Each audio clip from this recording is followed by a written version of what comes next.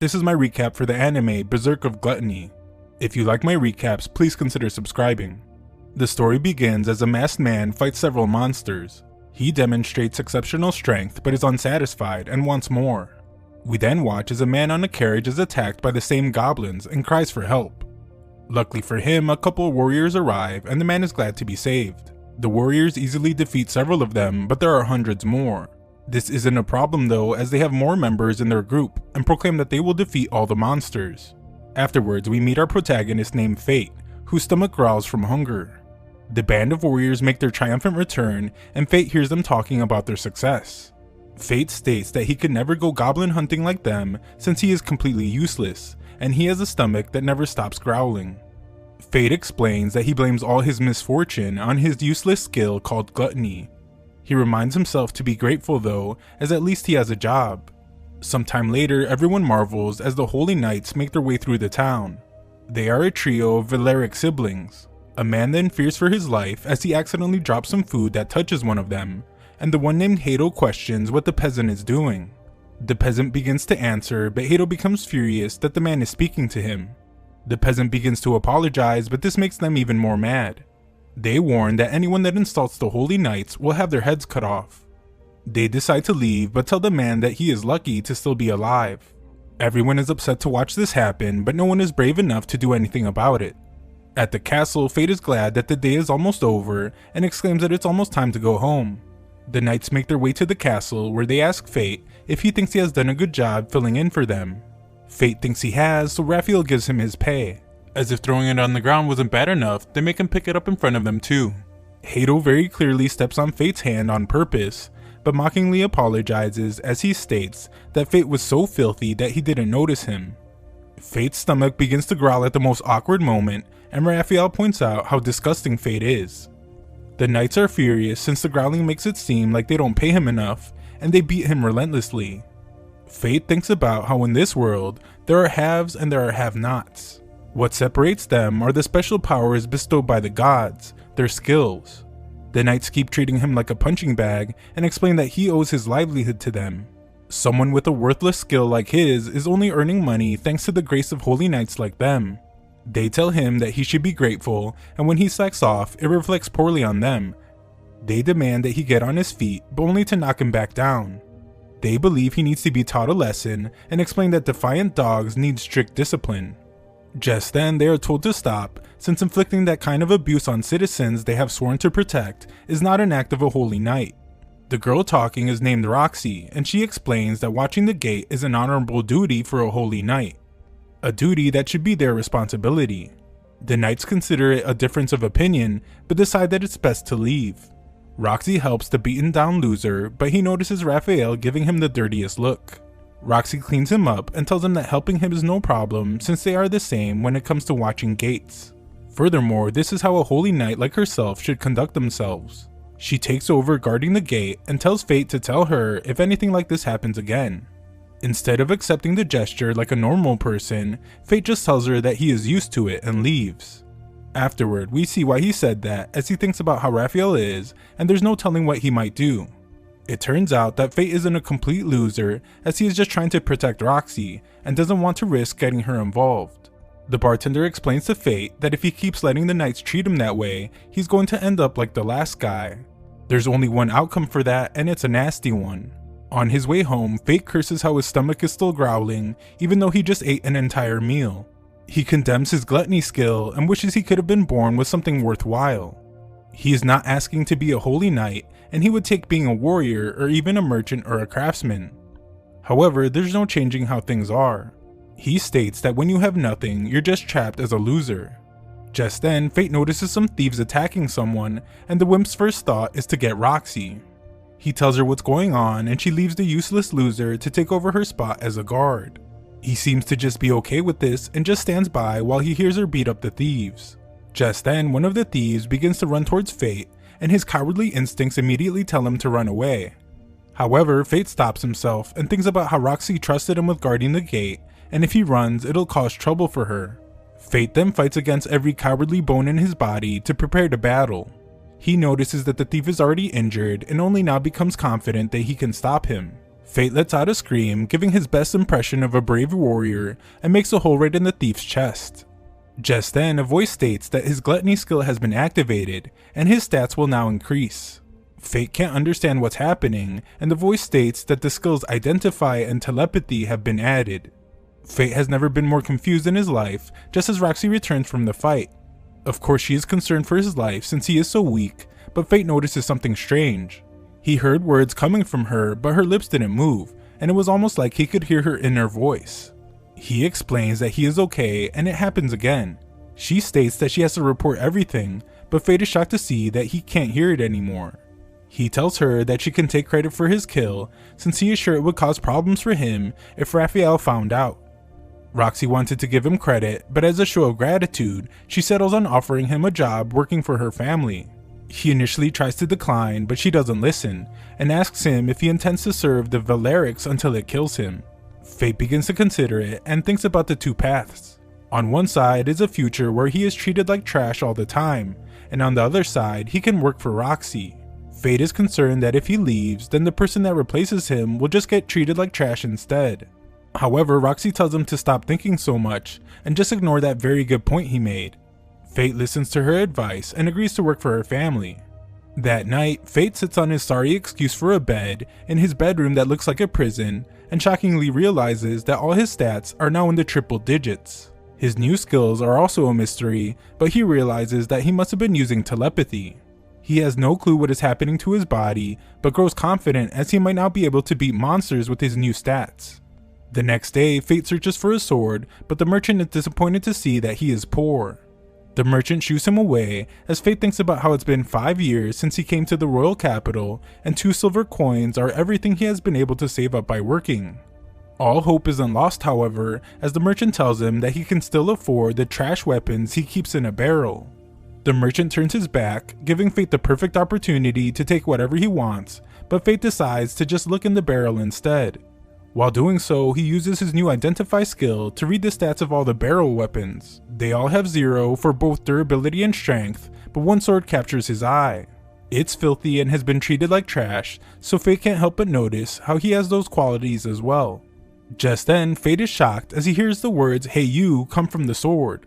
The sword, named Greed, states that it will make it worth his while and tells Fate to just hurry up and buy him. Greed knows about Fate's gluttony, and it says it's because they have a lot in common.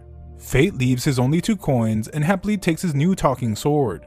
Elsewhere, the Valerics talk about how Roxy is apparently trying to hire Fate for the Hart household without even asking them.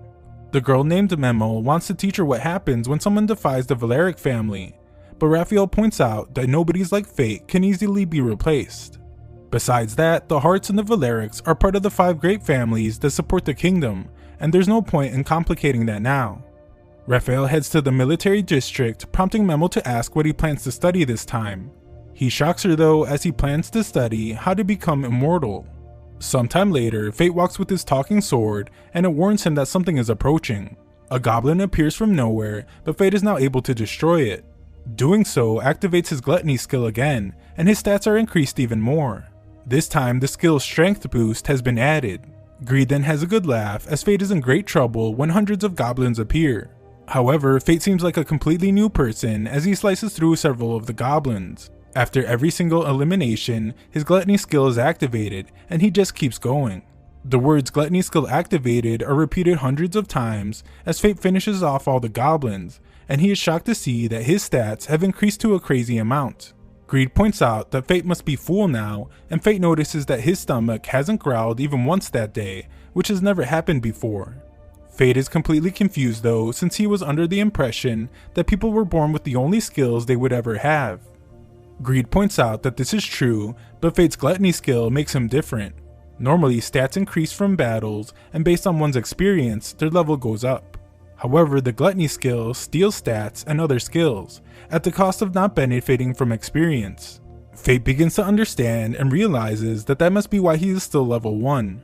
Greed then surprises Fate as he explains that he knows this because they are the same. Just then, they notice the band of warriors approaching, and Greed tells Fate that his gluttony skill isn't the kind of thing he wants other people finding out about. It's one of the skills that defy divine law.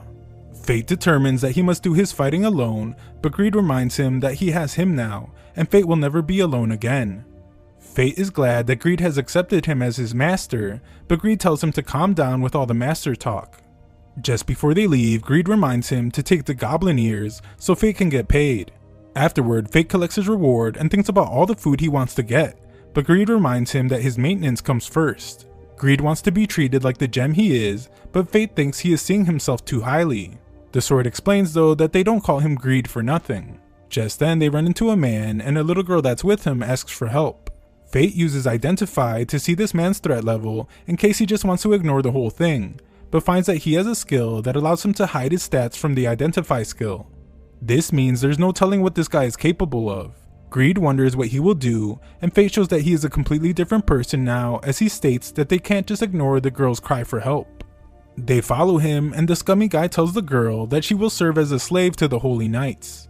Greed points out that the guy is pretty tough and tells Fate that this is his last chance to turn back. As he prepares to fight, Fate thinks about how he finally has some power now, and if someone's suffering in front of him, he wants to help them with it. Elsewhere, a woman of the church speaks to a bunch of sad, parentless children. Instead of trying to find them some parents, the nun tells them about the Holy Laplace, the creator of their world.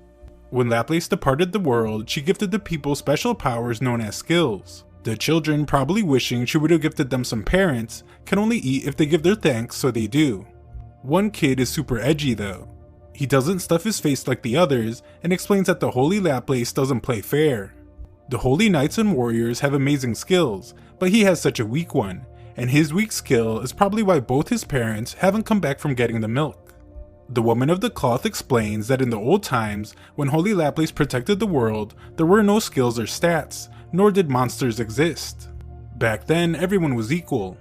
This sounds like heaven to the unwanted child, and he wishes that he had been born back then. Just then, another nun arrives and frantically explains that she can't find one of their missing orphans.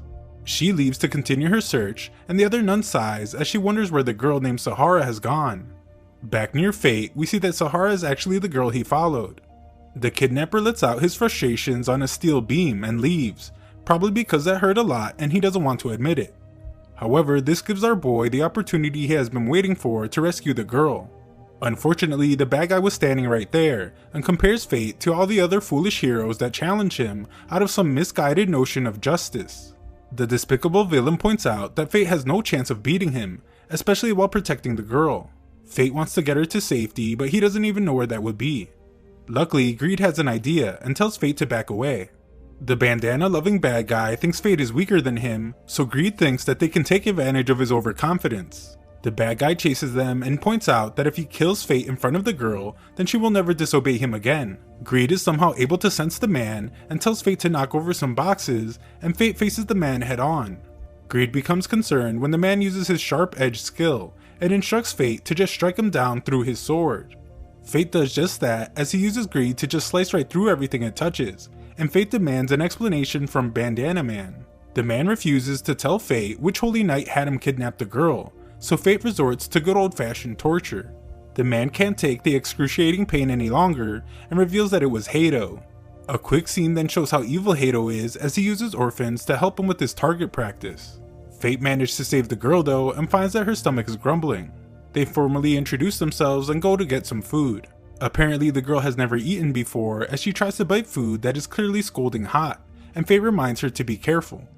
Sahara cries as it actually turns out that she has never eaten meat before, so Fate gives her his too. Later, Fate takes her back to the orphanage and is surprised when he is thanked for the first time in his entire life. Fate explains that he has a weak skill just like she does, and all it does is make him hungry. Even though Fate seemingly hated his own life just the day before, he thinks he has turned into some sort of life coach and gives Sahara some advice. He states that no matter how hard things get, if you can laugh them off, one day you'll find happiness. These words actually turn out to be that of his father.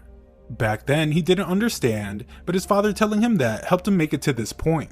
The self-help guru states that this is why he wants Sahara to survive too, and he leaves. A quick look at his stats shows that Fate is progressing rapidly, and Greed congratulates him on learning his first technical skill, the one-handed sword technique, Sharp Edge. This is a big deal since with technical skills, he gets tech arts, which are like secret techniques. This specific one allows Fate to attack twice in the space of one strike. That's the sharp edge Bandana Man was going to use, so Fate would have been in big trouble if he did. Greed calls Fate a hero, but our humble protagonist states that he isn't one, and if he had known about the sharp edge attack, he wouldn't have risked it. Greed points out that the truth is, battles come down to luck of the moment. There is no guarantee the stronger person will always win, so Fate realizes that luck must have been on his side. Fate thinks to himself that he wants to get stronger, strong enough that he can win without getting lucky. Just then, Greed reminds him that his first day of working for the Hearts will be the next day, and Fate screams in agony as he remembers that he didn't buy any clothes. At a bar, a man explains that someone named Sir Mason was struck down by a divine dragon. It is uncertain what will happen to the Hart family, but it's likely that Roxy will succeed him. Unfortunately, Mr. Mason was the one keeping the Holy Knights from going completely out of control, and the old man is not sure that even Lady Roxy can keep them in line. The drunk asks about Fate, and the bartender explains that he used to drop by after work every day. The next day, Fate is amazed as it's his first time in the Knights District. The Hart family estate is just as amazing, and Roxy arrives to greet him. Fate is taken aback by her appearance, and she compliments him on how well he cleans up. With that awkward interaction out of the way, Roxy brings him into another one by introducing Fate to her recently deceased father. She explains that he was taken out 5 days ago by a divine dragon in Gallia. Fate thinks about how Gallia is a continent that's dominated by monsters. One of the Holy Knight's major duties is keeping them contained. Roxy explains that the duty fell to the Hart family this year. A dangerous task, but not one that should have been deadly. However, a divine dragon that hadn't left its lair in over 1,000 years killed her father's entire force. Fate is in disbelief as he realizes that Roxy looked out for him these past few days even though she was dealing with the loss of her father. She doesn't want him to be sad though. She is the head of the house now and wants them to work together to make it a joyful place. They go to shake hands, but Fate knows that it will activate his telepathy, so he points at some random person. Haru is the chief maid, and she asks Fate to make sure he conducts himself in a manner befitting a servant of the Hart family. Fate agrees but seems to completely forget that as he shovels food into his mouth like he's preparing for a hibernation he didn't tell anyone about. A week later, Fate works so hard that the other servants tell him to get some rest. They reveal that he thought he was a bit strange since they always see him talking to his sword and he was shaking when he ate meat. Fate's stomach growls very loudly in front of them and they can't believe it since they all just ate. Fate is called to meet with Roxy, but his stomach continues to growl and not even Fate understands what's going on. Roxy tries to have a conversation with him, but Fate can only think about how he's strangely just getting hungrier and hungrier. He fears he won't be able to hold back any longer, but Roxy snaps him out of it. The two relate over their dead fathers since Fate's father died in a monster hunt as well. Roxy calls Fate family, but he wants to be something more. Before he can tell her though, she denies his request, and even more surprisingly, Fate begins to faint. Later, Fate wakes up in his room with a note from Roxy telling him to take the day off. Fate asks Greed what's going on with him since his hunger has never been this bad, and he can't hold himself together anymore. Greed reveals that once the Gluttony skill gets a taste of souls, there's no stopping it. The more Fate devours, the stronger he will get, and the more he devours, the more he will want. Fate is destined to seek out souls to consume until the day he dies. Fate wonders what will happen if he doesn't, and is horrified to hear that he will starve to death or lose control and start attacking anyone in his path. Fate can't believe that as it makes him sound like some kind of monster. Greed gives him a tip though. He tells Fate that when his hunger approaches its limit, it will show in his eyes. Greed reiterates Fate's life has completely changed and there's no turning back now. Fate heads outside and walks past a group of people. Our hungry hero is shocked to realize that they smell delicious for some reason, and Greed explains that it's because his hunger boost has kicked in. It's what his red eyes indicate and is a temporary power that enables effective use of the Gluttony skill. During this time, Fate will have better night vision, be able to track prey by scent, and weaker prey will be terrified and paralyzed. This makes sense as they go outside the kingdom and find several goblins terrified. Our once innocent and frail hero is a completely different person now, as he helps himself to a massacre. With that group finished, they head to the Hobgoblin Forest. Fate continues the massacre but seems to become upset as he wonders how much more he needs before he is free from his hunger. Hours pass and Greed points out that it's over. Fate hopes to never feel like that again, so Greed tells him that he will have to hunt monsters every now and then and feed souls to Gluttony. Just then, Fate is shocked to see that a Goblin King has appeared. It doesn't have much of an edge on him stat-wise, but it does have a health regeneration skill. It heals wounds, and with it, Fate would be able to keep fighting even if he got injured. Our boy definitely wants some of that good Deadpool power and goes after the Goblin King. Fate gets disgusted though as the goblin devours a human, and Greed coldly points out that humans are a fine meal for monsters. Fate manages to get the drop on the giant troll, but freezes for a moment when he sees the human body. The fight continues, but Greed becomes frustrated that Fate is only dodging. Fate is concerned about getting attacked, but Greed tells him to trust him, and so he does. They manage to land the final blow, and Fate is glad to see that his stats have gone up even more. The skill health regeneration has also been added, but Fate is exhausted now. Greed then reveals that with Fate's current stats, he will be able to access Greed's first level, so he can achieve another form. All Fate has to do is hand over his stats as an offering to him. With his new form, Greed will be able to provide Fate with new functions.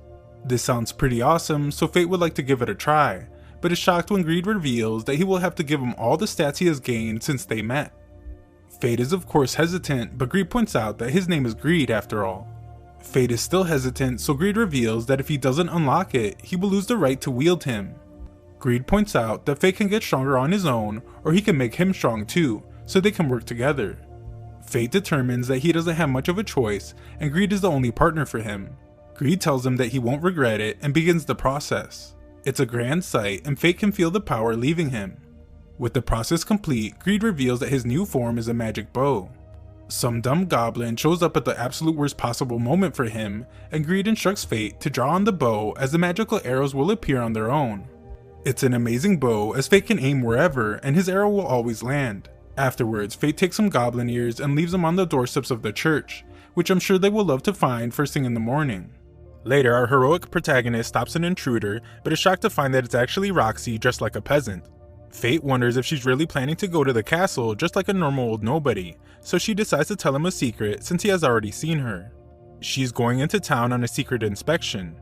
Roxy asks him not to tell anyone and imagines what Haru would say if she found out. Fate promises to not say a word, so she thanks him, but she also has the brilliant idea to have him accompany her as her escort. Fate is already a peasant, so he doesn't need a disguise, and they head into town. Fate keeps calling her milady, so Greed must remind him to stop, since people will notice. Roxy reminds him as well, prompting Greed to make a snide remark. Fate tells Greed to shut up, but Roxy thinks he was talking to her, so Fate just changes the subject. Roxy tells him to call her Lexi, and Greed can't help but make another remark, this time about how she couldn't think of a more creative name. Fate tells Greed to shut up again, causing the clueless Roxy to apologize to Fate for being so annoying. Fate urgently explains that it was just a misunderstanding, and Roxy, trying to act like she didn't just reject our boy very recently, says that she was excited to be going into town with him. The sarcastic sword makes yet another remark, causing Fate to threaten him, but Roxy stops him as she doesn't want anyone being so rough with their weapon. She realizes that she has never had a good look at his sword, and Fate hesitates to show her.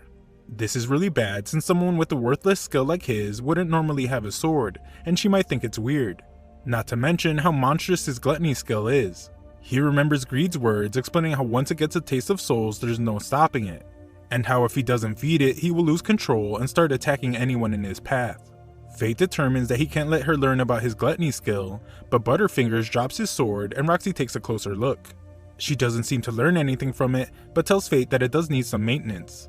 Roxy then flexes super hard as she offers to take him to the Hart family's personal blacksmith later. Fate tells Greed to be happy since he will be getting all fixed up, but Greed is completely silent. Fate wonders what is wrong but is shocked when his own sword tells him to shut up as he is basking in the moment. Greed says he is still in heaven after smelling Roxy's scent, so Fate decides that he might just have to throw Greed around after all. They finally make it to the very busy town. Roxy finds some grapes and the merchant explains that they were picked from the Hart family's vineyard. Even though it's her vineyard that she can just eat from directly, she decides to try one. Fate is amazed by the taste, prompting the cocky Roxy to brag about how those grapes are grown at home. The merchant hears this, and just seconds into their mission, it seems like she has already blown their cover. However, Greed gives Fate an idea, and our hero saves the day by explaining that Lexi has a relative that works there. Roxy is impressed by his quick thinking, but Greed tells Fate that he owes him one. Just then, the crowd gets all flustered as some holy knights are approaching. The crowd is surprised to see a holy knight in the market, and think about how these types of things have started to happen only after Sir Mason died. At the worst possible moment, Fate's stomach begins to growl, causing the Holy Knight to become furious. Fate doesn't want to cause a commotion, so he decides to just apologize. His apology isn't enough for the Holy Knight though. This Holy Knight has some serious issues as he wants to embarrass Fate for some reason. He tries to step on Fate, but Roxy stops him. The Holy Knight turns his attention to the peasant girl, but begins to recognize her. The crowd thinks the same as they wonder if she is Lady Roxy. Greed comes up with the brilliant idea to have Fate pretend they are a couple. He explains that if Fate gets really clingy, no one will think it's Lady Roxy. Our boy is shocked to hear such a bold idea, but Roxy hears him repeat it, and thinks it's genius. She grabs our hero and they pretend to bicker about him not eating the breakfast she made him. The incredibly awkward interaction seems to get the job done, as everyone is cringing too hard to say anything, allowing the two to get away. Just then, Fate realizes that he can hear Roxy's thoughts, and she thinks about how she has never locked arms with a boy before. She thinks about how fast her heart is racing, causing our boy to panic. Roxy decides that they need to keep moving, and Fate begins to think that escorting Lady Roxy might be a bit too tough for him. Moments later, Roxy feeds into a stereotype as she explains that she is a girl, so of course she would be interested in an absurdly gigantic gem. There are also some ores there which may or may not have gems in them. Fate uses Identify to cheat and see if there's a gem in one, but Greed tells him to be careful since merchants hate people that can use Identify. Apparently, Roxy couldn't care less about those stupid ores as she's just looking at more gems. Fate is amazed since at this moment, Roxy just seems like a normal girl, not a Holy Knight. The merchant offers them a discount so Fate can buy something for his girl, but he just gets embarrassed and Roxy decides that she has no use for gems anyway. Roxy moves on quickly to ask if Fate knows any active warriors, since she has some questions for them. Luckily for them, they overhear some guys talking about all the dead goblins that were recently found. Rumor is that it's a wandering monster that did it. The problem with that though is that it doesn't explain how the orphanage in the slums had Goblin King ears donated to it. Unfortunately for Roxy, they don't have any more information, so she asks Fate to take her where warriors gather. Fate realizes that this is actually what her inspection is about, and she reveals that she's investigating the wandering monster said to have appeared around the capital lately. Fate is at a loss for words since he is actually this wandering monster, and Greed makes another smart aleck remark about how interesting of a twist this is. Fate heads to the bar he used to go to, where the bartender doesn't even recognize him at first. The bartender is surprised to see that Fate is still alive, but even more stunned to see that he has a girlfriend now. Fate worries that Roxy might be getting offended by people calling her his girlfriend, and Greed points out that she might even have Fate executed for it. I guess Roxy was flustered too as she absolutely destroys a cup, but the bartender says it's okay since it happens all the time. Greed tells Fate that she was probably feeling self-conscious around him, and this causes Fate to obliterate his cup too. Greed says that it's good since it's a sign that he's getting stronger, and the bartender says that that cup was on its last legs anyway. The carefree bartender then spills the beans as he has heard about a warrior who made a killing off of goblin corpses. This warrior went out hunting and found a mountain of goblin corpses with their ears still intact. Roxy points out that if a warrior did all that work, they wouldn't just leave a bunch of valuable corpses around, and determines that it must have been a monster that has migrated from another region. That'll be bad for business though, since a lot of business travel is done through those goblin plains. If there's some mysterious creature on the prowl, people won't want to travel there. Fate gets depressed knowing that he is to blame, but gets distracted when his old friend arrives to be startled by Fate's ghost. The old man reveals a popular theory that the roaming monster is a lich. This is very troublesome, which is why the Holy Knights will be taking direct action to deal with it. Greed is worried to hear that the Holy Knights are getting involved since he just drained all of Fate's stats, and Fate would get destroyed by them. The old man wants to know why the girl is so curious, but she isn't clever enough to think of a good answer. Fate can't help either since he is too busy thinking about how horrible things would be if Roxy joins the hunt and sees him doing his gluttony thing. Just then, some traveling warriors arrive demanding drinks and demanding that Roxy join them for some fun. Our boy springs into action, but Roxy shows she can handle her business easily. The warriors determine that only a Holy Knight could have that much power, and Roxy finally doesn't deny it. The bartender knew all along, but the stupid warriors are amazed to realize that it's Roxy of the Heart family, one of the 5 families supporting the king. They apologize profusely, even going as far as to give her all their money. Roxy of course rejects it and expresses shame to see that the people the Holy Knights have sworn to protect view them as objects of fear. Her father dreamed of a world where Holy Knights and lowly peasants could laugh together. This is a dream she shares with him. They all begin to get along, and Fate thinks that until her dreams come true, he will follow her. Sometime later, Greed enjoys being fixed up a little too much, but we see that it worked out really well as he feels like a whole new sword. Afterwards, Roxy explains that she didn't know about the hunt because it's being led by the Valeric family and they simply didn't inform her. Just then, the two hear that Hato is hurting someone. The Valerics explain that they are simply taking a lost child into their protection. Fate releases the boy as it doesn't look like protection to them, and Roxy tells the Valerics that they will take care of the boy. However, she asks Raphael why she wasn't informed about the hunt for the wandering monster. He explains that he assumed she would be too busy mourning her departed father, but she points out that she is just fine. The Valerics decide to just leave, but Hato the jerk tells Fate that he should stick to acting like the trash he is. Fate doesn't back down though, so Raphael must tell Hato to drop it. The two take the boy to find his mother, and Fate remembers when he once got lost as a kid. It was after his father died and he moved to the capital. He looks back and wonders what happened to the holy knight who looked after him back then. Just when it seems like they won't be able to find the boy's mother, she appears out of nowhere. Fate is glad but is amazed to see just how happy Roxy is to have helped the boy. The simp stares for a bit too long though and suggests that they head back home. Roxy reminds him that if they get in trouble, they will do it together, and he agrees. When they return, Fate hopes that days like this one could last forever, but he knows that just isn't possible. He asks Greed for a way to hunt monsters without Roxy finding out, and Greed can only think of one thing. He suggests a perception warping magic item. He then leads Fate to a shop to buy a mask that will make them look different to whoever sees them. Later, Fate gives Roxy one of the ores she was clearly not interested in. He thanks her for giving him a job that has allowed him to find friends that he now considers family. Fate apologizes for not being able to get her the gem she was looking at, but Roxy explains that she's actually really happy with what he got her. This powerful beast of a woman just casually cracks the thing open with their bare hands, and Fate points out how useful his identify skill is, as there's some pretty shiny stuff inside. Roxy promises to cherish it forever and wonders what she will give Fate back in return. Her ideas are a year's supply of meat or a whetstone for sharpening his sword, but Fate says none of that is necessary. However, Greed tells him to shut up and accept that whetstone since he needs to be taken care of. It seems like another happy ending, however we see that the menacing looking Raphael has gathered other knights to discuss their excursion to Gallia. Sometime later, a group of adventurers are shocked to find that the Lich got the drop on them again as all the monsters in a certain area have been eliminated. Their shock quickly turns to pants-wetting fear as these poor fools realize that the Lich that they now call Corpse is right in front of them. They run to change their underwear, and Fate thinks about how much he likes his new nickname, Corpse. Greed wonders if he is done for the day, but he isn't. Fate explains that he wants to get his stats as high as he can before the Holy Knights come after him. The next day, Fate looks like he's about to pass out from the stress of his double life shenanigans. Roxy interrupts him while he's hard at work to tell him that she has a secret mission for him. On the way there, Roxy shows him her family's land, and this guy thinks that his big secret mission will be harvesting grapes. She explains that she just wanted to show him their vineyard since he liked the grapes that one time.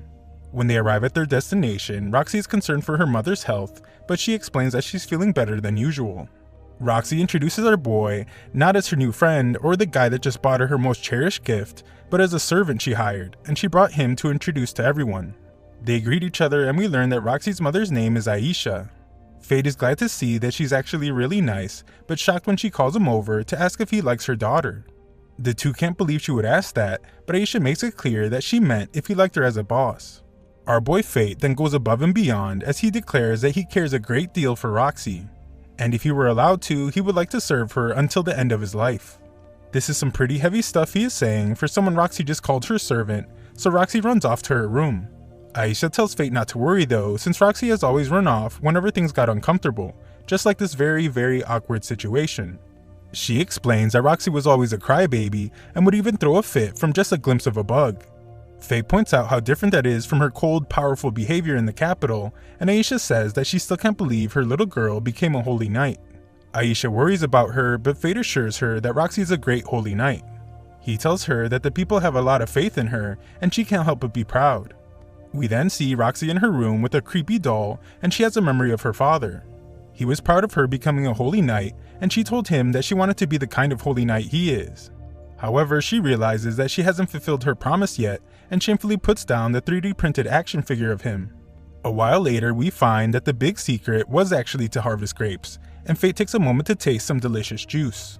A man explains that the lords have personally helped cultivate this land for generations, and everyone on the property is proud to have pitched in to create this flavor.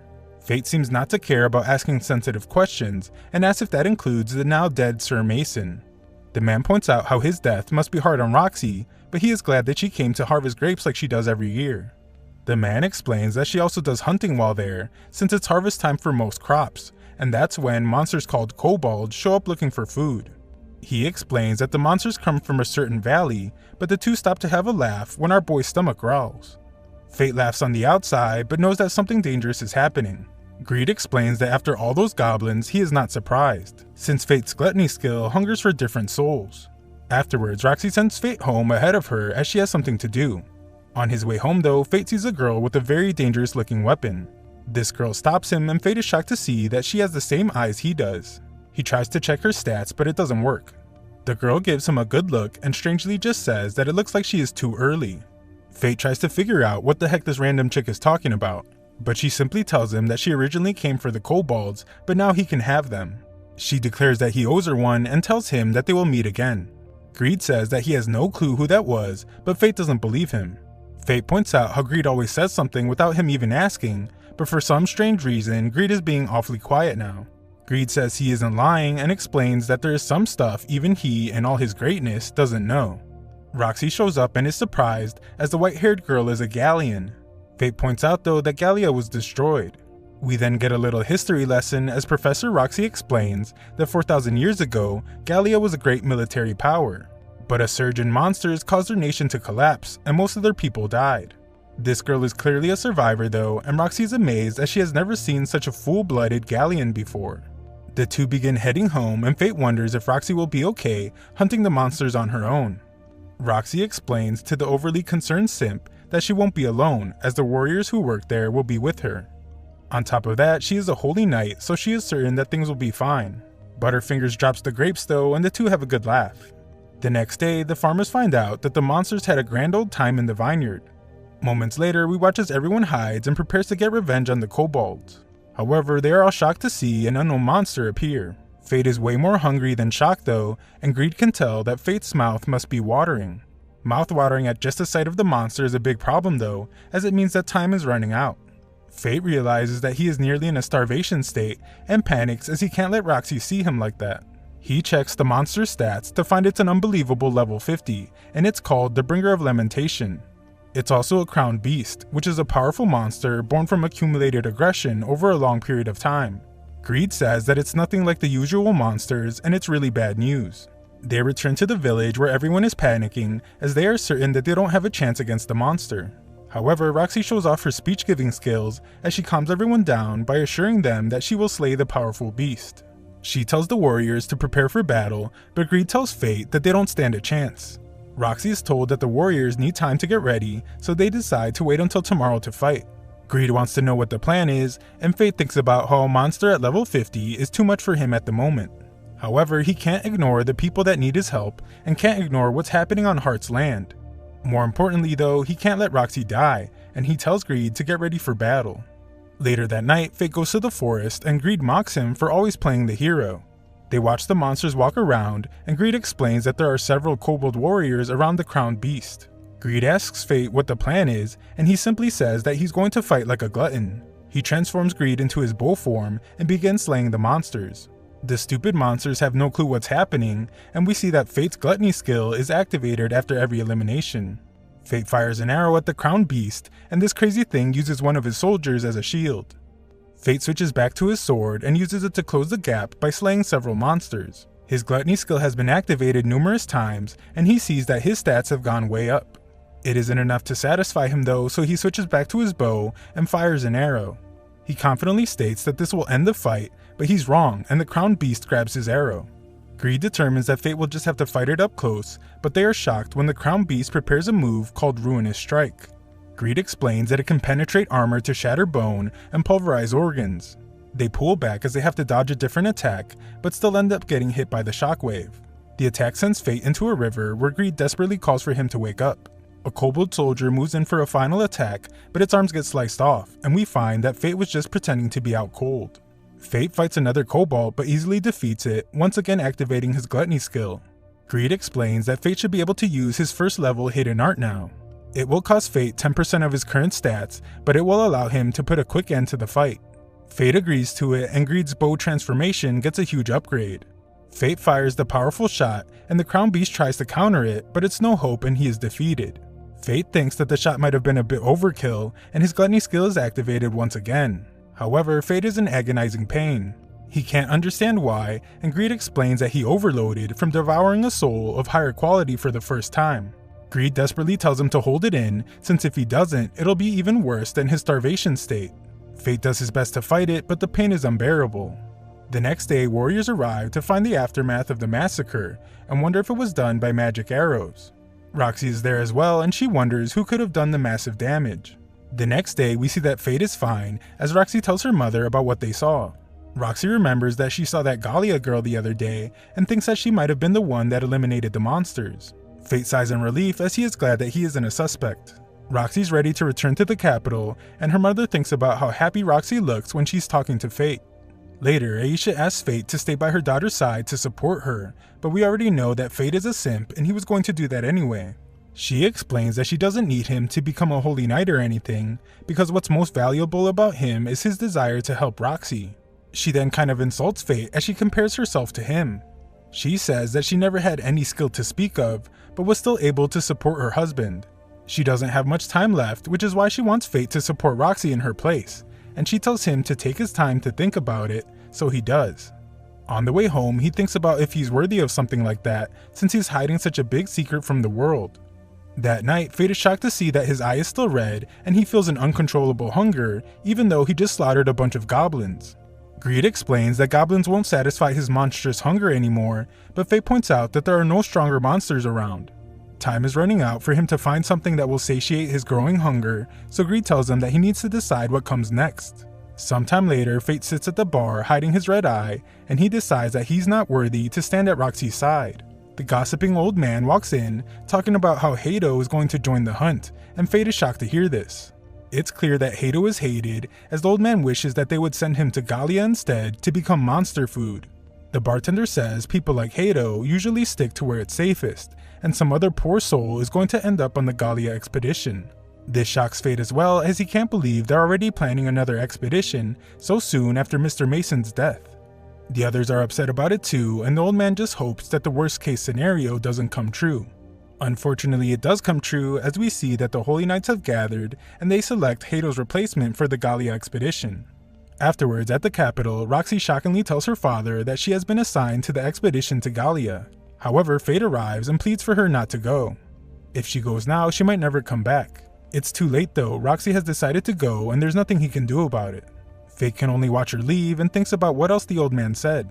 He said that the Hart family is a nuisance for the Valerics and other Holy Knights. Rumor has it that they were the ones that arranged for the expedition to Gallia. We then see that the Valerics are celebrating, as they will soon be rid of the nuisance. The two other siblings leave the rest to Hato, as the two of them are off to a place called Tenburn. Hato wants Raphael to tell him about his big secret involving immortality. However, Raphael just tells him that he is counting on Hato to deal with the Lich. That night, Fate thinks about how he can't overturn official orders and he can't stop Roxy. However, he won't let the Holy Knights treat people like trash and cause more suffering. We then shockingly see that Fate has decided how he wants to satisfy his hunger, as he was waiting for Hato. Hato is glad to finally meet Corpse, and Fate turns to him with his glowing red eye. Hato has his very eager men attack first, but Fate is so much more powerful than they are now that they don't even look like they're moving to him. Fate then absolutely destroys these bums, as Hato can only watch in shock. Fate turns to the leftovers with murderous intent, and the rest of Hato's group run for their lives. Hato is clearly terrified, but still talks a big game, as he says that he won't let Corpse make a fool of him. He calls Corpse a monster and vows not to let him get away with what he has done. Fate then shockingly removes his mask to reveal his real identity, and Hato's stunned as he wonders how trash like him could be this powerful. Fate has no reason to explain a single thing, and Hato does his best to keep from wetting himself. Hato composes himself a bit to remind Fate that he is the second son of the Valeric family, the great Holy Knight Hato Valeric. Unfortunately for him, Fate isn't the guy he used to bully, and Fate tells Hato to show him his Holy Knight powers that he is so proud of. Fate checks his stats and explains that Hato has the Holy Sword technique, the special skill needed in order to become a Holy Knight. Fate wonders how someone like Hato ended up with it, and asks Greed if he will be able to shatter a Holy Sword. Greed is confident he's way better than Hato's garbage sword, and tells our boy to swing to his heart's content. The foolish Hato starts getting confident again out of nowhere as he calls Fate dumb for getting in the range of his sword. He uses an immense attack but is absolutely stunned when Fate ends up behind him. Hato desperately tries to attack Fate, but our boy just slices his sword in half like it's butter. Hato can't believe his holy sword was destroyed so easily, and Fate gives him back the other piece. Our boy is an absolute powerhouse now compared to the weakling he was before, and is now the one telling Hato to pick something up off the ground. Hato is at a complete loss for words, as I'm sure he has soiled himself, and Fate reminds him that he is a holy knight, so he shouldn't want to run away so badly. Hato trips over, riddled with fear, so Fate calls him pathetic and forces him up. Fate plans to teach Hato a lesson and reminds him of when Hato once told him that defiant dogs need strict discipline. The horrified Hato knows what's coming and begs Fate to stop. Fate just ignores him and introduces his face to the side of a mountain. Fate thrashes this dude through the forest, leaving Hato almost unrecognizable, and Hato begs for him to stop. Fate can't believe that this guy could beg for mercy since he treats people like insects. If that wasn't bad enough, Fate's precious Roxy is now heading into danger because of filth like him. Hato makes another desperate attempt to beg for him to stop, but our boy is beyond angry at this point and sends this dude flying high in the air. Fate exchanges his stats again so Greed can transform into the Big Bow and releases a devastating attack. It's never been more obvious how insanely powerful Fate is, as his attack has left this great holy knight without any limbs. Hato wonders why Fate would possibly leave him alive and now begs for him to just end his life. Fate has questions first, and Hato already knows he wants to know about Roxy. He reveals that Roxy actually volunteered to go on the expedition to Gallia.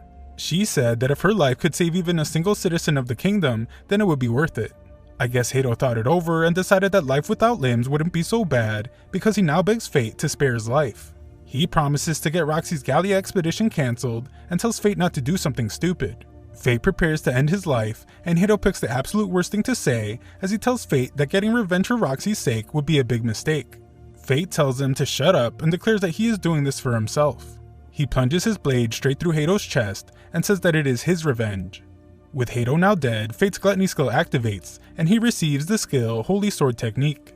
Greed points out that this technically makes Fate a holy knight now, but Fate knows that the capital would never accept that, and angrily states that he would want to be one anyway.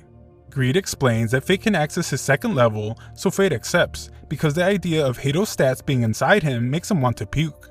Greed transforms yet again and reveals that he can now become a great scythe.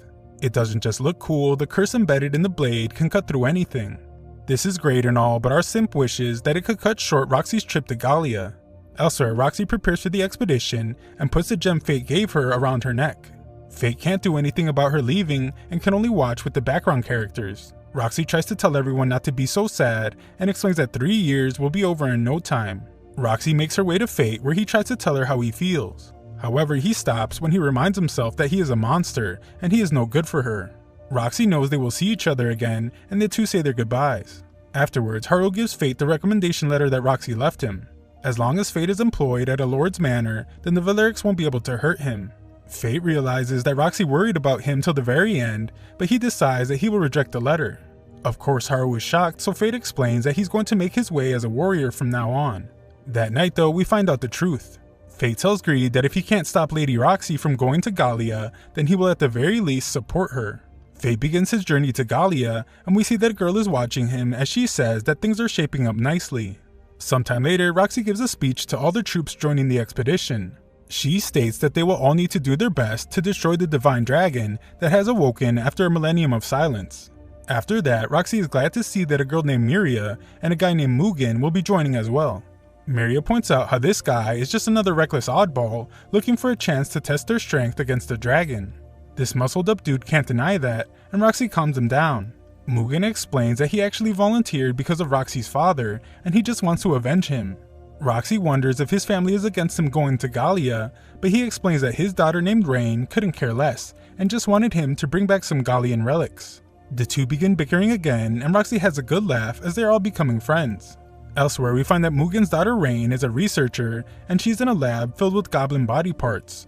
She is told that certain ones come from the attacks by the Lich called Corpse, and it is pointed out that the arrow wounds aren't normal at all.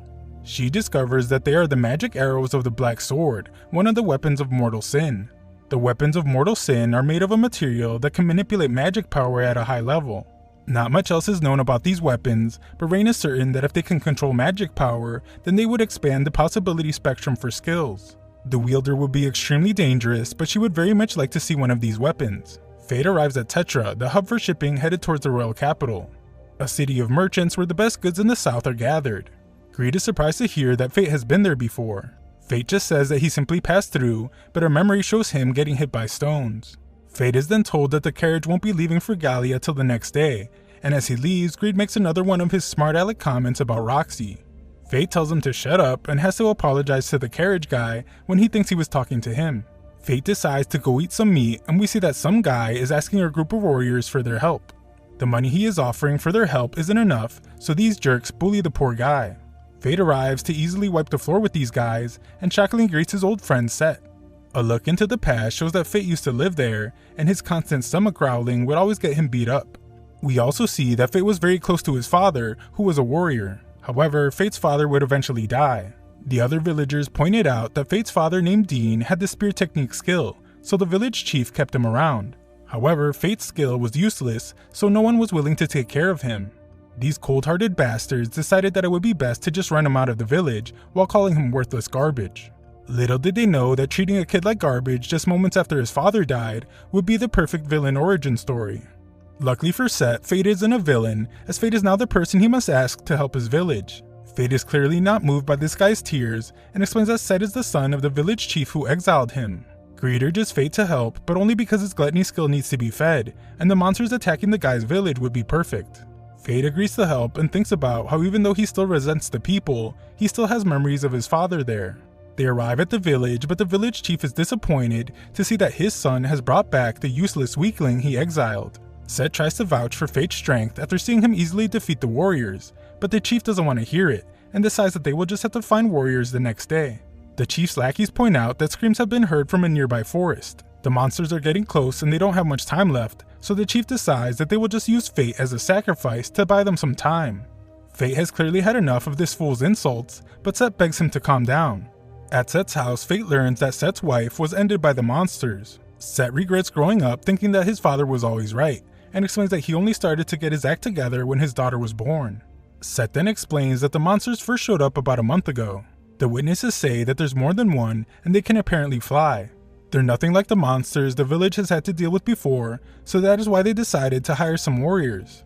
Just then, Fate's stomach growls loudly, and Set goes to get him some food. Fate asks Greed if he has any idea what they're dealing with, and he assumes that they are most likely gargoyles. They are sort of clever, so they start by doing probing attacks to see how humans react, and when the time is right, the entire pack attacks in a swarm. Set's daughter introduces herself and gives Fate a piece of candy to settle his stomach. They decide to play for a bit, and this kid shows that she might be the final boss, as she easily beats our boy in arm wrestling. Fate then begins to eat the food Set brought him, but is shocked when he suddenly feels tired and faints. Set is surprised as well, and the little girl explains that she just gave him some candy that her grandpa gave her. This silly little kid has no clue what she just did, and Set begins to realize that his father was really serious about sacrificing Fate. Greed uses all this information to deduce that that candy was poisoned, and Set tries to wake Fate up. There is no time for that though, as he hears screams nearby, and discovers that the monsters have made it to the village. The monsters waste no time, and instantly start terrorizing the village as Greed tries to wake Fate up. He instantly gives up though when he realizes that it's useless because Fate was all drugged up. The village is quickly being torn to pieces, and we see Set's father running through the streets. He is calling out for Fate, but only so they can use him as a sacrifice, and he ends up meeting his own fate as he is eaten by a monster. Luckily, Set manages to make an antidote and wakes Fate up. Fate has no clue where he even is, but Set fills him in and apologizes for his stupid father's actions. Fate heads outside where he sees the nightmarish scene with monsters causing chaos everywhere. They are attacked, and Greed points out that they will have a really hard time if the monsters just keep taking shots at them from above. A quick check of their stats reveals that they are level 27 with Fireball as their skill. Greed is certain that they don't have a chance the way things are now, so he tells Fate to transform him into the Scythe. Fate does just that and instantly uses it on a Fireball. He is surprised when he thinks that the Scythe didn't work, but Greed explains that it did cut the magic, but the fire that it causes is a whole separate issue. The monsters seem to realize this as Greed explains that they are going to cover the area in fire instead of just attacking Fate directly. Fate refuses to be taken lightly though, and uses an incredible attack that slices through every single dragon with one slice. His Gluttony skill is activated and he earns the Fireball skill. Unfortunately, the fight isn't over yet as the leader of the monsters remains. This giant behemoth is level 47 and its skills are Fireball and Fire Resistance. Greed, as useful as ever, points out that the giant monster is going to close in on him to hit him with its Fireball, and that will be his best chance to bring it down. Fate heard him loud and clear as the beast approaches, so Fate slices the thing right down the middle. Another victory means that his Gluttony skill activates again, raising his level and earning him the skill Fire Resistance. The next morning, Set sadly says that most of the villagers perished, including his father, so the village is finished. As if this guy wasn't depressed enough, Fate piles on and points out that the soil there is no longer healthy, and they will never be able to grow anything there ever again. Set is amazed to see that Fate can use the skill Identify, and wonders why Fate risks his life as a warrior when he could easily make a living using his Identify skill. Fate thinks about how his Gluttony skill is one that defies divine law, and answers Set by saying that he has no choice but to fight. Set then shockingly tells Fate to hit him right in the face, because he is a masochist and he wants to pay for what he did. Of course, Fate is shocked, but Greed encourages Fate to let the guy have it, since he really needs it to help him feel better. Set is actually pretty surprised when Fate doesn't even hesitate. He tells the guy to clench his teeth and clocks him right in the face. Set thanks him for making things right, and the two say their goodbyes. Fate heads home to see his dad, who went to go get the milk in heaven. He thinks about how as bad as this village was, he's going to hate to see it go. He will always have his memories with his father though, so he tells his pops that he's going to be fine from now on. Elsewhere, Roxy is informed that they are approaching a place called Lanchester, and she is warned about the Lord of Lanchester. The useless Mugen doesn't explain any further though, and simply tells her that she will find out when they get there. Sometime later, we find that Fate is being paid 3 gold coins to guard some guy in his wagon. The guy is worried that Fate might not be a great fighter, especially since he caught our boy almost falling asleep. But Fate explains that while he may not look it, he can fight pretty decently. This might soon be tested as the group stops the carriage to explain that the road is closed. These jerks tell the man to leave everything of value behind if he wants to live, but Fate reveals himself. Greed hilariously points out that Fate should have asked for more money, and Fate points out how his greedy sword sure lives up to his name. The cart driver seems to have lost his mind as he begs Fate to save him since he has a wife and kids and he needs to bring the milk back home. The bandits see this as a sign of weakness and prepare to plunder, but a random attack sends them flying sky high. Greed says that he only knows of one person who could pull off such a powerful attack, and we see that it's the girl from the other day. She tells Fate that he owes her for the cobalt she let him have, and she asks if they can give her a ride. This girl ends up tipping the entire carriage the second she steps on, and she must tell her insanely heavy weapon called Sloth to return to normal. The girl surprisingly knows that Fate has the Gluttony skill, as she calls him Fate of Gluttony, and she reveals that she knows because she has a skill of Deadly Sin too. She is surprised that Fate doesn't know about the skills of Deadly Sin, and Greed begins to casually whistle when she says that Greed should have told him. She introduces herself as Mine of Wrath, and her stomach begins to growl just like Fate's does. Mine scarfs down most of Fate's jerky, so he has to beg her to stop just as they arrive at their location. In town, a guy rescues a girl from some terrifying beast, and he introduces himself as Rudolph, the Lord of Lanchester. The driver points out that it seems like Rudolph is preparing to welcome the expedition to Gallia, and Fate is shocked since that means Roxy is coming. Greed has a gut-busting laugh as he points out how Fate was desperately chasing after her, and he ended up passing her by. The driver pays up, but Mine takes the money, pointing out that she was the one that rescued him. The boys decide to find a place to stay first, but Mine is exhausted and falls asleep right there. Fate ends up having to carry her, and Greed explains that she isn't much of a morning person. Fate wonders how Greed knows so much about her, but Greed pretends to be a non-talking sword again as he goes completely silent. People are pretty nice in this town apparently, as some random dudes greet Fate, but he notices a strange mark on the back of their necks. Fate is then told he can't enter a part of town unless he is a citizen, and he notices that the guards have a different mark than the others. Some other people have different marks as well, so Greed assumes that it's most likely different social classes. The people don't even seem to mind, so Greed determines that the citizens must really love Rudolph. Elsewhere, we find that Rudolph is pretty ruthless as he punishes a couple people for not behaving the way he wants. The whole point of them acting so polite is to demonstrate the superiority of the Lanchester family to the Hart family. This guy is out of his mind as he slices one of these people up, and he punishes the other for running off during a monster hunt. The guards realize that he has done 2 executions on the same day, so his behavior is getting worse.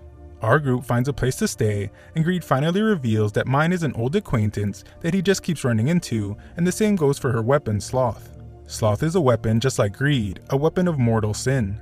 Greed thinks Fate is ready, so he explains what the skills of Deadly Sin are. pride, envy, lust, sloth, greed, wrath, and gluttony. These skills were born by defying the laws put forth by the divine. That is why they are called the skills of deadly sin and weapons of mortal sin. Among them, gluttony is particularly sinful for having the potential to disrupt the limits of the divine system of leveling. Fate thinks about how once gluttony tastes souls, there is no stopping it, and that's his punishment.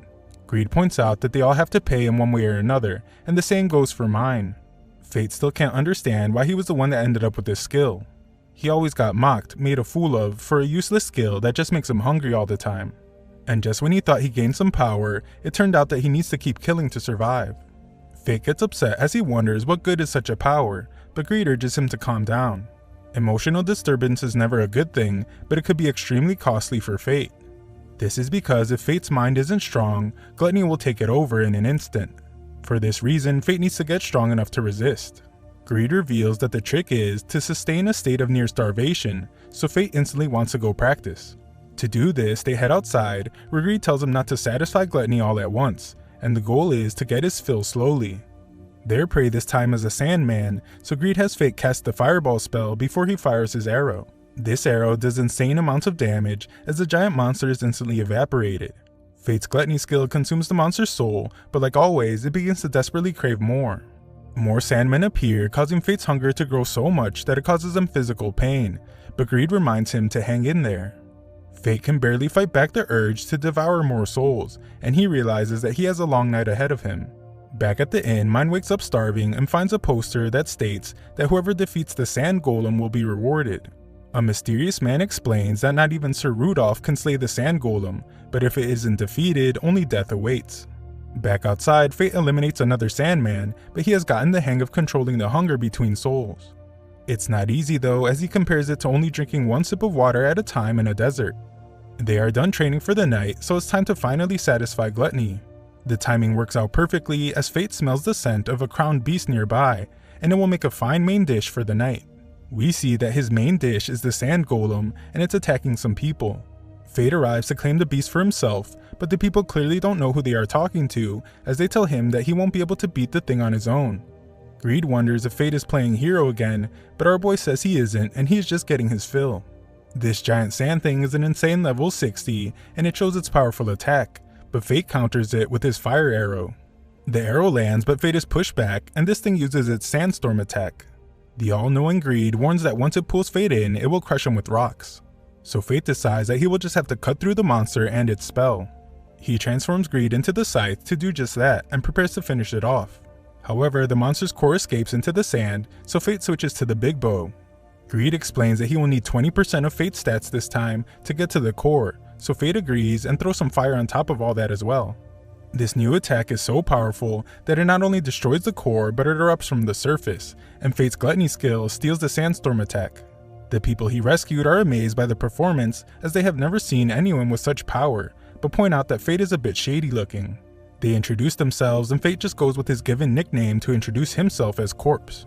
The group is surprised to see that Fate hardly has any equipment, so he asks Greed if he should get some. Greed points out that Fate doesn't need it at all.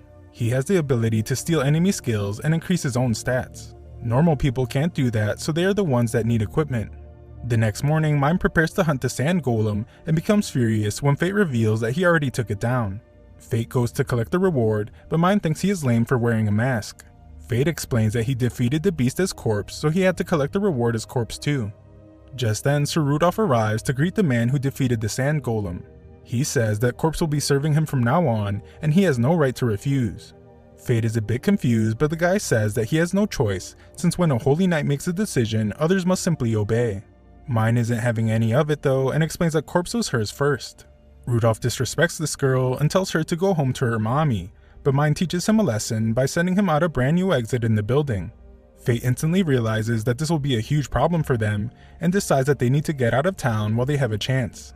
Sometime later, Fate wonders if Mine is really the one with the gluttony skill, as she stuffs her face with more food. She points out that Rage uses a lot of calories, and Fate wonders where all the food even goes.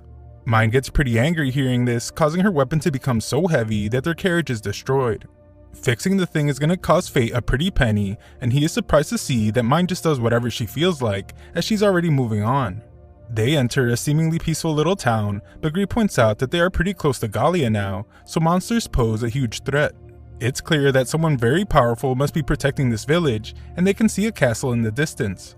They find the village chief and notice that he has a holy sword. He must be a holy knight, so he's probably the powerful guy defending the village. Before the chief allows them to stay there, he wants to fight Fate first. There is something different about this guy, as he is immediately able to tell that Fate is using his identify skill on him. This guy somehow knows that Fate is level 1 but has stats over 2 million. Fate wants to know when the guy used identify on him, but this guy isn't interested in chit-chatting and just wants to fight. Fate is not one to back down, so the two go at it. The fight doesn't last long though, and the chief ends up winning. Fate assumes that his loss means that they can't stay there, but the chief senses that there is a purpose for them being there. The chief will allow them to stay, but only on the surprising condition that Fate will train under him. The chief says that there is something special about Fate, but our boy thinks that something sketchy is going on. This guy points out that Fate doesn't know how to counter the identify skill, and he predicts that Fate isn't making the best of his other skills either. He assumes that it's because Fate's body hasn't become accustomed to all his new power. While Fate's current approach might work well against monsters, it definitely won't work against other powerful humans. Greed is getting more and more skeptical, especially since the chief isn't asking for anything in return, but Fate points out that it's not every day that someone gets the opportunity to learn directly from a holy knight. Fate agrees to the condition, and the chief introduces himself as Aaron. Mine arrives, and Aaron can immediately tell that she is a very capable warrior. Training starts with hand-to-hand combat, since Aaron believes it's the best way to learn to control stats. Aaron knows that this is something Fate struggles with, since it's very common among warriors who suddenly become much stronger. They begin, and Aaron gives Fate several tips along the way, fixing his posture and telling him that the more he flexes, the weaker and slower his movement will be. More importantly though, Fate will be able to generate more power from a relaxed state. Relaxing will also allow him to pursue unconscious power. Things are going pretty well, but Fate feels immense pain again as Gluttony is acting up. Aaron sees that Fate's eye has changed color, but he is forced back, and he notices that Fate is suddenly moving much better. They continue fighting, and Greed points out that Fate is able to move pretty well despite being nearly starved now. Their training ends for the day, but Fate can smell a monster, and he wonders if it's in the castle. Just then, Aaron screams, but we see that it's only because Mine had a solo eating party. Aaron goes to get more food, and Fate does something mischievous to Mine as Greed warns him not to do it. Later that night, Aaron walks back home and stops for a moment to sadly stare at the castle. At his house, Fate finds a painting of Aaron's family, and Greed points out how his son kind of looks like Fate. Greed realizes something and thinks he knows why Aaron is the chief of a village out in the middle of nowhere. Mine wakes up and is furious when she finds that her face has been vandalized. Sometime later, Aaron has Fate attempt to parry his attack just using a stick. Fate thinks that the stick will just break, but Aaron points out that he has trained him personally, so he should be fine. Fate does well to keep from being sliced in half, and thinks about how he must predict the angle of his opponent's sword to help slide his stick along the blade. Aaron is very pleased with Fate and tells him that he is now able to control his immense stats. Mine wants to give our boy a reward, but it's actually just revenge, as she gives him a goatee. That night, Fate explains their plans to leave the next day, and thanks Aaron. He wants Mine to thank him too, but this chick is too busy stuffing her face again. Aaron says it's not a problem, so they should just enjoy the food to their heart's content. Unfortunately, the bottomless food pit that is Mine explains that it all tastes the same to her. Her sense of taste is gone, and Greed explains that it's the price she pays for her wrath skill. She reveals that she has a goal to achieve, and Aaron seems to have one too, as he once again stares at the castle. This is when he shockingly reveals that 15 years ago, that castle was his.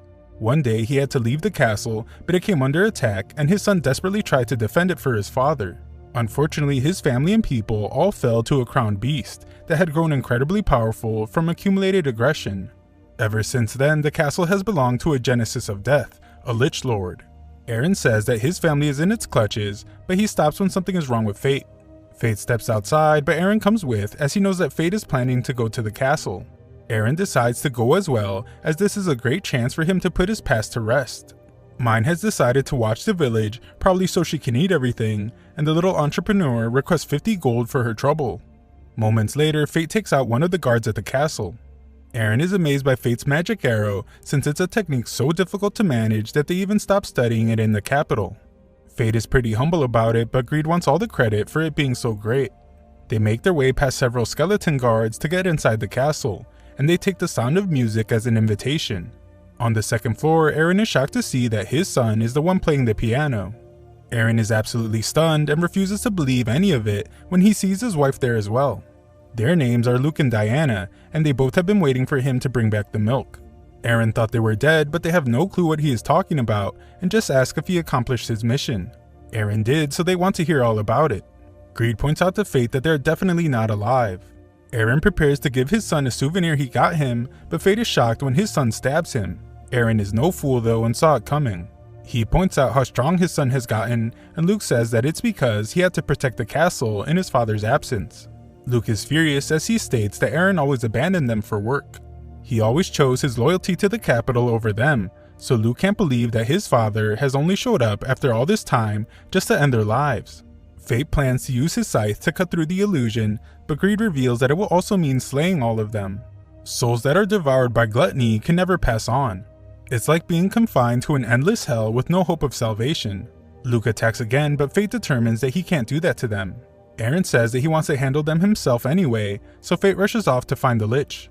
Outside the room, Fate can smell the Lich in a crowd. He spots it and uses a magic arrow to force it out. This thing is insanely powerful as Fate sees that all of its stats are above 1,000,000. Fate uses what he learned in training to fight the Lich and manages to destroy its weapon. The Lich still has its ability to control corpses though, and they all beg Fate to save them. Fate refuses to attack them, causing him to be in a real bad spot. Luckily though, Eren arrives and cuts the tendons in their limbs to immobilize them. Eren sees his wife's corpse in the crowd and thinks back to a time when his poor family begged him not to go on a dangerous mission. He blames himself for not returning sooner and decides that he must take responsibility for it now by ending their suffering. He uses his Grand Cross skill to shine a powerful light at them, but it's not enough. Greed tells Fate not to make it a habit when he grabs a holy sword, and Fate helps Eren with his Grand Cross attack. Their combined power lights up the entire room and wipes the evil Lich off the face of the earth. Afterwards, Eren apologizes to his family and their spirits appear. They tell him that it's not his fault, but Eren knows that it was. He regrets ever leaving them in the first place and apologizes. He promises to live a life in a way that will honor their memory, and finally gives his son the souvenir. Eren says farewell to his ghost family, and the illusion begins to reappear. The Lich makes one last attempt to take Eren's life, but Fate destroys it, and his gluttony skill steals all of this thing's crazy stats. Fate feels a lot of pain for a moment, but is glad that Eren gets to say goodbye.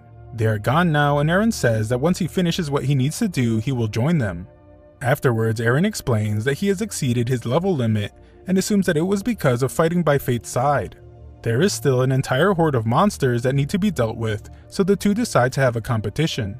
After that, Eren gives Mine her fee for protecting the village, and she says that money is needed to rebuild the village. This little capitalist explains that money doesn't lie, and that is something a person learns if they live long enough. Eren then remembers where he has seen her before. 50 years ago, monsters appeared in this town, and he caught a glimpse of her. Fate is shocked to hear how long ago that was, and even more surprisingly, Eren says that she looked exactly the same. Mine compliments his good eyes, and tells Eren that with the millennium of training, he might be able to catch up to her. She points out that humans have their limits, so Eren wonders what that makes her. Her explanation is simple. She is a phantom who is not allowed to die. After Fate's eye returns to normal, he reveals to Eren that he has a condition that requires him to slay monsters frequently. Surprisingly, Eren knows that Fate's soul is affected by this. He tells Fate to return to the village after he does what he needs to do, as he has something very important to tell him. Elsewhere, Memel is amazed to see that Raphael has obtained the Philosopher's Stone. She doubted him at first, but is now beginning to think that he might be able to achieve immortality after all. When a servant enters the room, Raphael asks about Hato, mentioning how they haven't seen him since they got back. Raphael is stunned to hear from the servant that his brother was killed during the hunt. The servant adds that the one known as Corpse isn't a monster, but actually a skilled fighter. Overwhelmed by a surge of rage, Raphael becomes fixated on discovering who Corpse really is. Sometime later, Fate gets upset when he sees Mine stuffing her face with all their food, so she shares some with him. Mine uses him like a bed, but complains that he isn't a great bed since he won't be quiet. Fate objects to the insults, but she's already out cold. Fate wants to know more about her past, but Greed just says that if they keep traveling together, he will get an idea about it. Fate is willing to wait, but Greed just warns him not to dig too deep. Nearby, Roxy tells her group that they are near the border to Gallia. They reach the little village that Fate just left, and Roxy explains that a Lich Lord Crown Beast took over the castle near there. They check the castle but don't sense any monsters there and determine that it must have been freed. Aaron arrives to greet them and Mugen bows down to him. Mugen never thought he would ever be able to meet the great Aaron Barbados, head of the Barbados family, an expert swordsman called the Blade of Light. Aaron kind of just ignores the poor guy and surprisingly already knows Roxy. He knew her parents and he was actually the one that gave her her name. Aaron informs them of his retirement from being a hero. He failed to protect those he cared about, so he no longer has a reason to fight. Roxy is amazed that he was able to defeat the Lich that took over the castle, but Aaron reveals that he didn't do it alone. Miria wants to meet the powerful guy that helped him, and Roxy says that she needs the guy's name for the report that she sends back to the capital. Unfortunately for them, Fate told him not to tell anyone his name, so Aaron apologizes as it's a secret. They prepare to leave, but Aaron wants to know if it was the Valeric's idea for Roxy to go on the expedition to Gallia. Roxy says that it was her choice, but Aaron assumes that she was just manipulated. The Hart and Barbados families have always been annoyances to the Valerics. Roxy doesn't care as she will do anything to protect her people, and Aaron is shocked to hear that her father passed away. Just then, Roxy is shocked as Aaron offers to train her how to fight in Gallia. He insists, so she gladly takes him up on the offer. They begin training and everyone else fixes up the village. Aaron can see that Roxy has been taught well by her father, and she reiterates how she must become stronger so she can protect everyone. Fate and Mine have been walking for a while and have reached some kind of ruins inside of Gallia.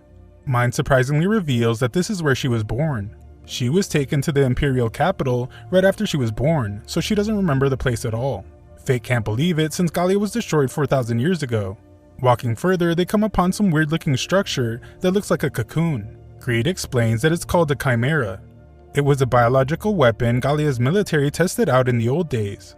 It's some kind of vessel that has a bunch of monsters mashed together, but Greed says it should be called a failure since they were all supposed to be shut down. Mine reminds Fate that he owes her a favor, and he realizes that this means she wants him to fight the thing. His Identify skill reveals that this thing has some terrifyingly high stats, and it's giving him an error for its skills. Greed explains that all the monsters mixed together means it's too unstable to read. This one is luckily still in the larvae state, so they should be able to beat it. But this shocks Fate since that means this giant thing isn't even fully grown yet. Mine explains that as long as its soul is intact, they can damage its body, but it won't die. This is why she needs Fate to use the soul-eating part of his gluttony power. His is the most sinful of all the skills of deadly sin. Mine is done talking though and wakes the thing up. This thing is huge and Fate can't understand why there is a human inside of it. It also has the same red eyes that he does, and Mine explains that it's just intimidating him. Greed knows this as well, so he tells Fate to stop looking right at her since he will be too frozen to move.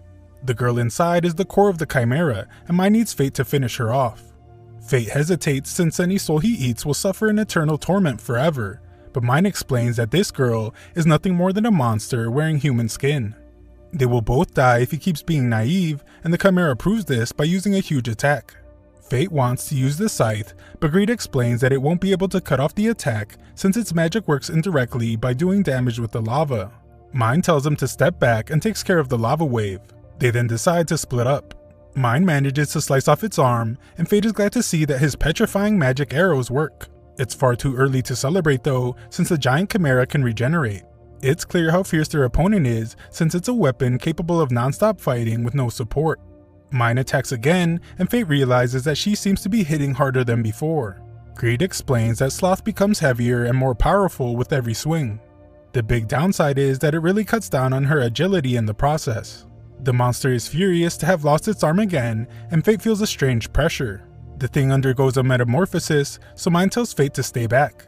Fate is reminded of Roxy, and he wonders if he is just being protected again. He knows that he won't be able to hold his head up high just being protected all the time, and he wants to change. Fate wants to be the one that actually helps Roxy, and he wants to be someone with power. Fate knows what he has to do and tells Mine that he will be putting himself in a half-starvation state. Mine knows the dangers in this. She tells him that if he is not careful and taps too deeply, then gluttony will overwhelm him. Fate is very aware and does it anyway. He begins the process but knows that if he messes up, then they will all pay the price. The process is extremely painful, but Fate does his best to control it. Mine holds back the beast, but Fate soon explains that he is ready and it's time to start fighting back. The monster sends out its exploding feathers, but Fate has an idea on how to use them. Greed has an idea of what he is planning, so he turns into a bow. Blowing up some feathers cause sand to go everywhere and cover the beast. Fate gives Greed 10% of his stats while using the Sandstorm skill on his arrow. His attack petrifies the giant for a moment, so Mine awakens Sloth and unleashes a powerful attack. Fate is impressed, but Greed tells him to focus up since they need to finish off the monster before it regenerates. The Chimera protects itself with a barrier, and Fate is shocked when his scythe can't even break through it. Greed explains that Fate has to read the flow of magic power and aim for the weakest point, so he does just that. The barrier is broken, but Fate accidentally looks right into its eyes. The Chimera gets out of there as fast as it can, and Fate's eye begins to bleed. Fate is running out of time, so Mine tells him to get on her axe so she can send him into the sky. They need to hurry because the Chimera named Haniel is close to recovering. Mine sends him flying, and Greed reveals that Fate can now use his second level secret technique. It costs him 20% of his stats, but it gives the scythe another blade. Greed tells him to aim for where the center of the magic power is, so Fate focuses very hard to find it. However, just as he gets close, the Chimera traps him in her barrier. Greed can instantly tell that they are in grave danger as the Chimera plans to cook herself and take him down with her. Fate must act quickly, so he uses an attack called Deadly Inferno. The attack hits her right at her core, but something strange happens. Fate sees a bunch of kids and wonders if his telepathy skill activated. Kids begin disappearing, but 2 girls are left. Surprisingly, one of them is the Chimera and the other is Mine. Fate's Gluttony skill is activated as the fight is over, but he doesn't feel the usual exhilaration he gets after winning. Instead, he only feels a chest-tightening sadness. Greed says it's only normal, since even though the girl became a Chimera, he still ate one of his own kind. There is no pleasure to be had in doing that. Mine buries the girl and explains that she has forgotten what happened all those years ago. All that she knows now is that when someone becomes a Chimera, they have to be killed. If not, many more people will die. Fate thinks about how dangerous his Gluttony skill is and fears that one day he might become something that has to be killed. Fate asks Mine for a favor and tells her that if he ever loses control of himself, then he wants her to end his life. She is the only one that can stop him if he goes berserk. Mine surprisingly hugs him and agrees to do it. Fate apologizes for having to ask, but thanks her for agreeing. Later, Fate decides to head towards Babylon, but Mine has work to do there since she promised some people that she would build a village for them. Surprisingly though, Mine says that she has a feeling that Fate will meet his demise before they meet again. Just then, Greed reaches level 3 and transforms into a magic shield. This resets all of his stats though, so Mine calls it ridiculous and begins leaving. Fate begs her to help him hunt until he gets his stats back up, but she just wants to know how much he is willing to pay. Sometime later, Fate reaches Babylon. It's the defensive wall between the kingdom and Gallia. The walls are insanely strong and have lasted for millennia against the attacks of the Gallia monsters. Greed explains that he has been there before with his previous wielder. This previous wielder also had a skill of deadly sin, but they passed away and left him behind.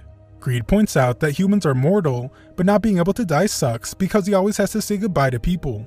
Fate wonders if Greed is immortal, and Greed explains that weapons of mortal sin can't be destroyed.